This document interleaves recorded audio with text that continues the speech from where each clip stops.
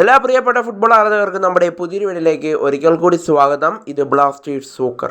ഇന്നാണ് അർജൻറ്റീനയും അതുപോലെ തന്നെ പെറുവും തമ്മിലുള്ള അർജൻറ്റീനയുടെ കോപ്പ അമേരിക്ക 2024 ഗ്രൂപ്പ് ഘട്ടത്തിലെ അവസാന മത്സരമായ മൂന്നാമത്തെ മത്സരം ഇന്ന് നടന്നിട്ടുണ്ടായിരുന്നത്.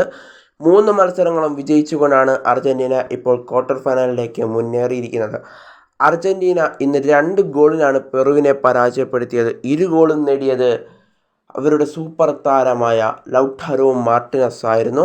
എന്നാൽ ഇന്ന് ആദ്യ ഗോൾ അടിച്ചതിന് ശേഷം ലൗട്ടാരോ മാർട്ടിനസ് മെസ്സിയുമായി ചെയ്ത ഒരു കാഴ്ച നമുക്ക് കാണാനായിട്ട് സാധിച്ചിട്ടുണ്ടായിരുന്നു. ഗോൾ അടിച്ചതിന് ശേഷം അദ്ദേഹം മെസ്സിയെ പോയി കെട്ടിപ്പിടിക്കുന്ന ഒരു കാഴ്ച നമുക്ക് കാണാനായിട്ട് സാധിച്ചിട്ടുണ്ടായിരുന്നു. എന്നാലും മെസ്സിയോടുള്ള സ്നേഹം അദ്ദേഹം പുറത്ത് കാണിച്ചിരിക്കുകയാണ്. കൂടാതെ ഇന്ന് മെസ്സി കളിച്ചിട്ടുണ്ടായിരുന്നില്ല. മെസ്സി ഇല്ലാതെയാണ് അർജൻറ്റീന ഇന്ന് 2-0 വിജയിച്ചത്. കൂടാതെ റോഡ്രിഗോ ഡീപോളും ഇന്നത്തെ മത്സരം കളിച്ചിട്ടുണ്ടായിരുന്നില്ല.